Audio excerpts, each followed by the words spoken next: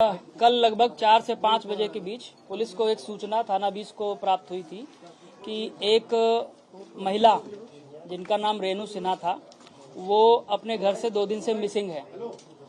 ये सूचना उनके भाई अजय कुमार जी द्वारा दी गई थी। तत्काल उस पर सारी फोरेंसिक की टीम, एसीपी, डीसीपी सभी लोग मौके पर पहुंचे।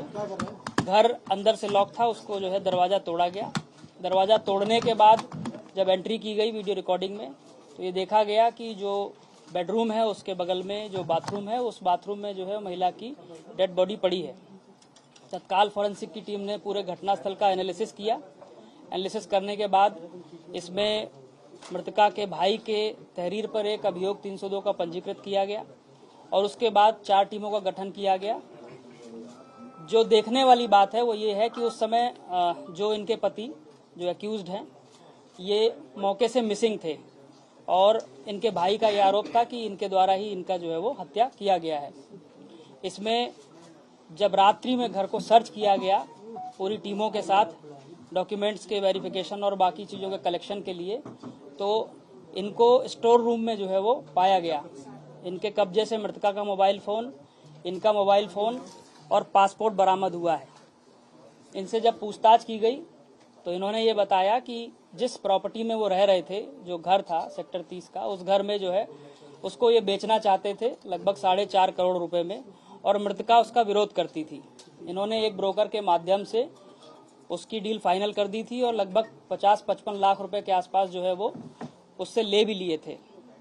उसी क्रम में जब मृतका को ये जानकारी हुई तो उन्होंने इसका विरोध किया। इसमें इनका झगड़ा हुआ और इनके द्वारा जो है गला दबा करके दम घुटने से उनकी हत्या कर दी गई।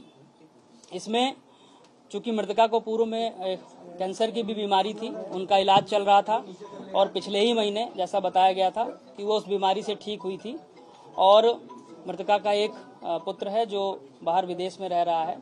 यहाँ पर मृतका का जो भाई है वही रहता था और उन्हीं से इनका जो है संपर्क रहता था। उन्हीं के द्वारा ये तहरीर और जानकारी पुलिस को दी गई थी। उसी क्रम में यह अभियोग पंजीकृत किया गया था।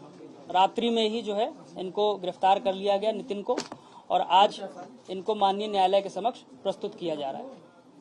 सर, इनके पास ब्रिटिश डॉक्यूमेंट भी हैं और इंडियन डॉक्यूमेंट भी हैं। उधर का भी आधार और मतलब पैन कार्ड है इंडियन भी, तो ये अलाउड इंडिया में तो है। इन सभी तथ्यों की जांच की जा रही है जो डॉक्यूमेंट्स की आप बात बता रहे हैं और जो संबंधित एम्बेसीज हैं उनसे उसको वेरीफाई भी कराया जाएगा। सर, जब बॉडी रिकवर करने के लिए पहले पहुंची थी उस वक्त क्या पूरा घर किया गया था, फैमिली मेंबर का वेट किया जा रहा था और किस टेक्निकल सर्विलांस या क्लू मिलने के बाद जो है नहीं, पुलिस ने जो है वो फॉरेंसिक एग्जामिनेशन करने के बाद बॉडी को पोस्टमार्टम के लिए भेज दिया गया था। जो पहला सर्च हुआ था उसमें भी उनके भाई मौके पर मृतका के अवेलेबल थे, उनकी उपस्थिति में हुआ था। और जो ऊपर का कमरा था जिसमें कि ये रहते थे, उस कमरे में इनकी मदर की डेथ के बाद कोई जाता नहीं था। इस कारण से जो है वो उसके सर्च को उस समय रोका गया था ताकि और एविडेंस कलेक्ट कर लिए जाएं। और जब सभी एविडेंस कलेक्ट कर लिए गए तो हर कमरे के दरवाजे को तोड़ करके वीडियो रिकॉर्डिंग में जो है वो देखा गया मृतका के भाई की उपस्थिति में। और उसी दौरान जो है इनको स्टोर रूम जो इन्होंने अंदर से लॉक कर लिया था तोड़ करके बाहर निकाला गया। इनके कब्जे से दोनों फोन भी बरामद हुए। अच्छा, पुलिस की टीम बॉडी मिलने के बाद घर में थी या जा चुकी थी? पुलिस की टीम पूरे टाइम वहां रही है। पुलिस के गार्ड वहां मौजूद थे और वो इसीलिए था ताकि जो है वो हर रूम की तलाशी ली जाए, वहां का सर्च सीजर जो है वो प्रॉपर प्रोसेस से पूरा किया जाए। सर, जब ब्रोकर आए तब महिला की डेथ हो चुकी थी क्या? संभवतः इनके अकॉर्डिंग जो पूछताछ में वो हो चुकी थी। उससे पहले का ये इंसिडेंट, ये मॉर्निंग का इंसिडेंट है जो अभी पूछताछ में इन्होंने बताया 9 से 10 बजे का इंसिडेंट है। ब्रोकर उसके बाद आए और चूंकि उन्होंने घर दिखाया तब वो मृत महिला, वो घटनाक्रम का अंजाम इन्होंने दे दिया था। तब तक ब्रोकर के आने से पहले जो है वो महिला से इनका जो हाथापाई होना था और जो घटनाक्रम होना था वो हो चुका था। उसके बाद उस कमरे को इन्होंने नहीं दिखाया क्योंकि ऑलरेडी जो है महिला की डेथ उस समय हो चुकी थी। सीसीटीवी से कितनी मदद मिली? सीसीटीवी इनके यहाँ का जो है वो बंद था, डीवीआर जो है कनेक्टेड नहीं था, तो उससे जानकारी नहीं हुई। पर पड़ोस में जो लगे सीसीटीवी थे उनसे हमको काफी जानकारी मिली। मर्डर करने का उद्देश्य क्या था? प्रॉपर्टी का जो डिस्प्यूट था उसको लेकर के जो है इनके द्वारा मदद। सर, एक बड़ी बात यह है हत्या 9 बजे हुई, बॉडी शाम के 4 बजे मिली और गिरफ्तारी रात के 3 बजे। जी, हत्या 9 बजे से 10 बजे के बीच में आप कह सकते हैं, और जो हमें सूचना मिली थी वो 4 बजे से 5 बजे के बीच में है, और जब हमने सर्च किया, इंटेंसिव सर्च किया रात में, तो इनको जो है लगभग 1:30 से 2 बजे स्टोर रूम में, ऊपर एक स्टोर रूम था जिसमें कोई आता जाता नहीं था, उसका अंदर से दरवाजा बंद करके ये छुपे हुए। हाथ से वो पोस्टमार्टम रिपोर्ट में चीजें सारी क्लियर हो गई है। गला इन्होंने दबाया, इनके फिंगरप्रिंट्स से उंगलियों के निशान है, वो बॉडी पे भी है, और इसके अलावा जो है वो ब्लड स्टेन्स भी हमें मिले हैं, कुछ डीएनए सैंपलिंग भी हम लोग इसमें करवा रहे हैं। सर, एक बड़ी बात यह है कि जब शाम को आप लोगों ने सर्च ऑपरेशन चलाया था तो आप लोगों ने ऊपर नहीं चेक किया था? नहीं, वो सभी प्रोसेस को फॉलो करते हुए उस सर्च ऑपरेशन को किया गया था। चूंकि फॉरेंसिक की टीम मौके पर आई हुई थी, डॉग स्क्वाड आया हुआ था, और घटना स्थल जो था वो नीचे का था, इसलिए पहले उसको इंटेंसिव सर्च करना जरूरी था। उसको सर्च करने के बाद और मृतका के भाई की उपस्थिति में तहरीर लेके मुकदमा लिखने के बाद जो है वो सेकंड फ्लोर का या फर्स्ट फ्लोर का जो सर्च है वो स्टार्ट किया गया था।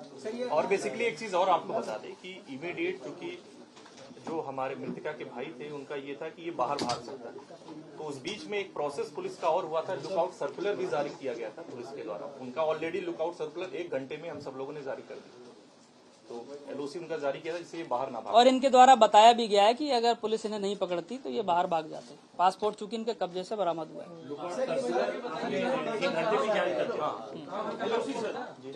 हाँ, एलओसी जारी हो चुका था, रात में ही कर दिया। बाहर इनके पास पासपोर्ट था वहाँ का, यूके का। अब ऐसा इनका अजम्पशन था, वो उसमें कितने सक्सेसफुल हो पाते ये तो प्रोसेस अप्लाई करने पे पता नहीं। यूके में तो इनका कोई रिश्तेदार नहीं रहता, इनका बेटा जरूर अमेरिका में रहता है, हालांकि उसको भी जानकारी नहीं थी। जी, किसका? मैडम जो जिनकी मौत हुई, ये जो इनके भाई ने बताया है कि ये पेशे से अधिवक्ता थी और दिल्ली हाई कोर्ट में प्रैक्टिस करती थी, जो इनके भाई ने हमें बताया। कभी महीने में 1-2 बार वो जाती थी। एक्यूज्ड 1988 बैच के इंडियन इंफॉर्मेशन सर्विस के ऑफिसर थे। इन्होंने 97 या 98 में जो है वहां से वॉलंटरली रिटायरमेंट ले लिया था, और उसके बाद चूंकि इनके पास प्रॉपर्टीज काफी ज्यादा थी तो अपना जो है वो और कोई काम ये नहीं करते थे। बेटा जो है वो बाहर विदेश में रहता है, वहाँ काम करता है। यूएसए में जॉब करते हैं, वहीं मैरिड है वो, वहीं पे रहते। घर बेसिकली इनका ये कहना था कि सर घर काफी पुराना हो गया है, स्पेसियस नहीं है, पाइप वगैरह इनके सब लीकेज होता है, हर दिन हमें रिपेयर कराना होता है, ये सब चीजें। ओरिजिनली इनके नाम पे घर नहीं थे? नहीं, इनके पेरेंट्स के नाम पे था, वो इनसे ट्रांसफर हुआ था, पैटर्नल प्रॉपर्टी है ये। पैटर्न